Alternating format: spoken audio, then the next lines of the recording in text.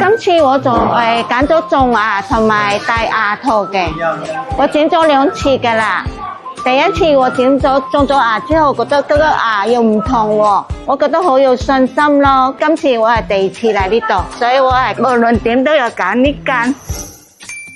覺得而家麥牙佢裝修咗啦嘛，覺得好大間咯，衛生都幾乾淨咯。咁啊，嗰啲醫生都好專業咯，嗰啲護士咧都好細心咯，服務都幾周到咯。我就俾你哋95分。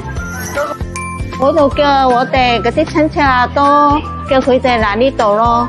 因為以我嚟經驗，我就覺得呢間嚟嗰啲醫生好專業咯。